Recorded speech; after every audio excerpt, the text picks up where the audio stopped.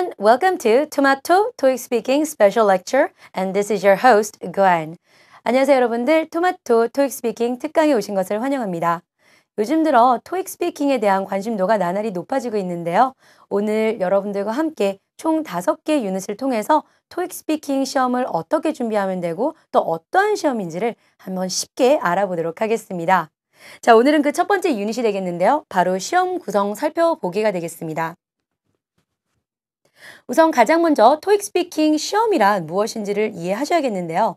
토익 스피킹 시험은 토익의 주관사이죠. 바로 ETS에서 개발하여 2006년 처음으로 도입하게 된 시험이 되겠습니다.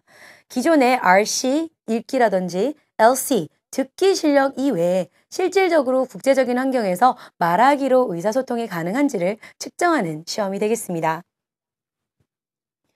토익 스피킹 시험적인 특징은요. 토익과 비교를 하자면 아무래도 조금 더 본인의 기본적인 영어의 실력을 말하기로 구사해야 된다. 그것도 일상적인 다양한 어떤 활동에서의 말하기 실력을 측정하고자 하는데요. 하지만 기억하셔야 될 건 토익과의 유사점이 많기 때문에 토익을 공부해 보신 여러분들이시라면 아무래도 유리한 입지에 있다는 거 잊지 말아주셨으면 좋겠어요. 하지만 무엇보다도 내가 많이 외운 단어, 내가 알고 있는 다양한 문법들이 말하기로 적용돼야 된다는 거 명심해 주셔야겠죠? 다음은 시험의 구성 및 시간이 되겠습니다. 시험은 총 6개 파트로, 그러니까 6개 유형이 되겠죠? 6개 파트로 구성이 되어 있습니다. 6개의 유형들은요, 각각 여러분들의 말하기 실력을 다양한 측면에서 확인하고자 발음, 표현력, 그리고 논리적인 사고력까지 다양하게 구성이 되어 있습니다. 그 문제의 문항수는 총 11개가 되겠고요. 시험의 진행은 실제로 진행되는 것은 한 15분에서 20분가량 되지만 매우 짧죠. 하지만 여러분들이 말하는 것은 또한 6분보다 약간 좀 초과하는 정도의 시간이 되기 때문에 짧은 시간 안에 좀 많은 모습을 보여줘야지 좋은 성적을 받을 수 있지 않을까 싶습니다. 자, 그러면은 다음 차트를 통해서요. 여러분들이 궁금해하는 토익 스피킹 시험의 내부를 파헤쳐 보도록 하겠습니다. 네, 보시는 바와 같이 토익 스피킹 시험은 이와 같은 내용으로 구성이 되어 있습니다. 총 6개 파트가 지문 읽기, 그리고 사진을 묘사하기, 또한 질문에 응답하기. 자, 이 파트는요. 화면에 질문이 나오고요. 그 다음 파트인 지문을 읽고 질문에 답하기는 지문은 화면에 나오되 음성을 통해서만 질문이 주어지는 그러한 읽고 듣고 말하는 순서의 시험이 되겠습니다. 그 다음 파트로는 해결책 제안하기인데요. 이는 듣기에 전적으로 의존해서 질문을 파악하는 영역, 그리고 마지막으로는 의견 말하기. 그 어떠한 말하기 시험에서도 볼 수 있는 길게 본인의 의견을 논리적으로 말해야 되는 그러한 파트가 되겠습니다. 각각의 파트는 적절한 준비 시간과 그러게 답변의 시간이 좀 다르게 주어지는데요. 아무래도 전략적으로 그러한 시간들을 중간중간에 체크해가면서 시험에 대비하는 것도 하나의 고득점, 전략이 되겠죠. 시험의 평가 기준은 다양한 부분이 있어요. 하지만 무엇보다도 발음. 아무래도 영어가 말하기로 표현이 되다 보니까 음성적인 가장 1요소죠. 발음이 아주 좋아야겠어요. 근데 여기서 말하는 발음은 원어민처럼 좋아야 되는가? 그렇지 않습니다. 다만 국제적인 비즈니스 환경에서 일본인도 있고 한국인도 있고 인도인도 있고 미국인도 있을 때 이 모든 사람들이 알아듣기에 무난한 정도의 발음을 갖추시면 되겠습니다. 그 다음으로 오는 것은 인토네이션과 스트레스인데 역시나 마찬가지 소리적인 요소가 되겠죠. 다음으로는 내용적인 부분으로 들어가는데요. 내용적인 부분에서도 가장 기본인 grammar 그리고 vocabulary가 되겠습니다. 아무래도 다양한 어휘를 아시고 그 어휘들을 정확한 문법을 적용해서 문장으로 말해줄 수 있으면 더할 나위 없이 좋겠지만요. 단 하나 그앤이 드릴 친구는요. 너무 어려운 말을 쓰려고 하지 마세요. 저희 토익커들이 좋아하는 그런 단어들이 있습니다. 아무래도 many라는 단어를 쓰면 되는데요. 여러분들께서는 various라는 단어를 떠올리시거든요. 그러한 부분을 말하고 있어요. 그냥 기본적으로 의사소통이 전달이 되는 쉬운 단어를 사용하시는 게 아무래도 전반적으로 좀 여러분들의 말하기를 편안하게 들릴 수 있도록 하는데 많은 도움이 되실 겁니다. 그 아래에 있는 cohesion, relevance of content, and completeness of content와 같은 경우에는요.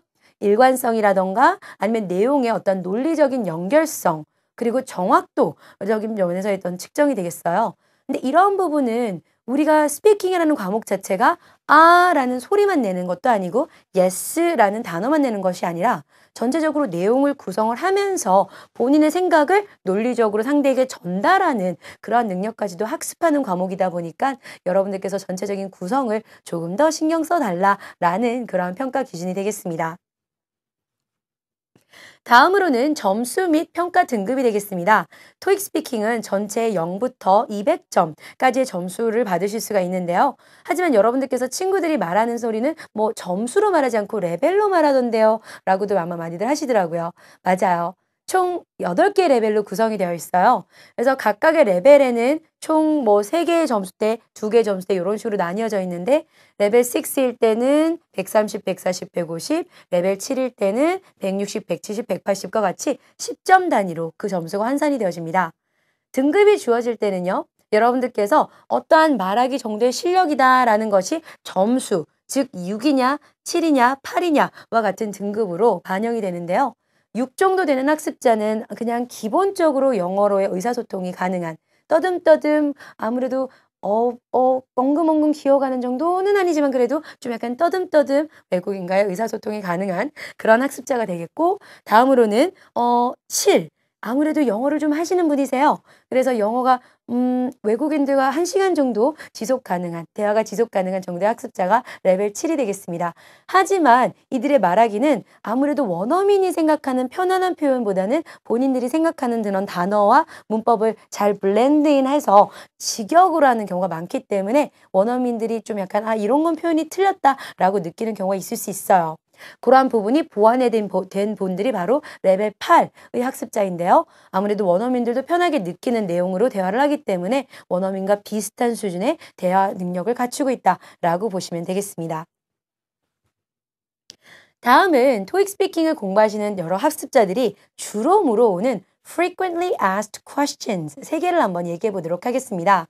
그 첫 번째는 미국식 영어를 구사해야 하나요? 아니면 영국식 영어를 구사해야 하나요? 라는 질문입니다. 제가 정말 이런 질문 너무 많이 받았어요. 아무래도 요즘에 영국식 영어를 주로 사용하는 뭐 호주라던가 뉴질랜드 그리고 진짜 영국 혹은 아일랜드와 같이 그런 곳에서 어학연수를 하던 분들이 많다 보니까 그 British accent를 좀 하시는 분들이 있어요. 그렇죠? 근데 그런 분들에게 제가 충고 한마디 드릴게요. 자, 영국식 발음 괜찮습니다. 단 여러분들이 하시는 영국식 발음이 좀 일관성이 있었으면 좋겠어요.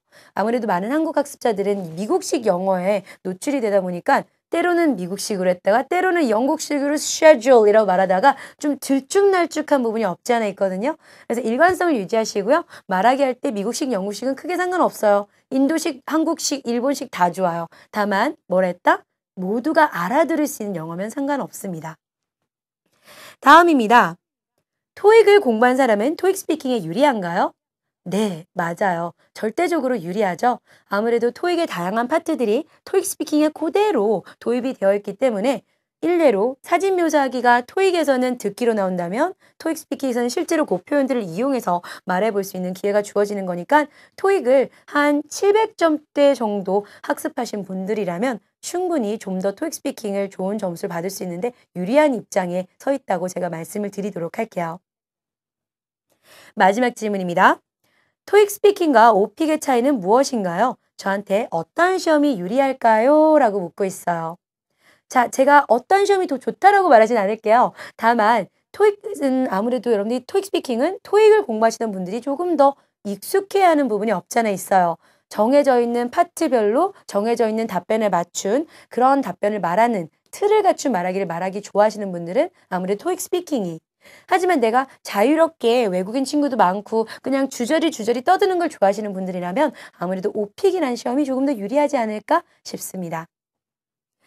자, 이와 같이 토익 스피킹이라는 과목을 간단하게 한번 알아보았는데요. 뭐 요 정도만 하시면 되세요. 너무너무 그 깊이 있는 부분들은 여러분들이 연구를 하는 것이 토익 스피킹을 공부하는 데는 크게 불필요한 부분이 아니니까 이러한 점들을 참고하셔서 앞으로의 유닛들을 통해서 조금 더 높은 점수를 받기 위한 전략들은 무엇이 있는지 저 토익 스피킹 전문가 그앤이 알려드리도록 하겠습니다. 자, 전 그러면요 다음 유닛에서 뵙도록 하겠습니다. Goodbye everyone.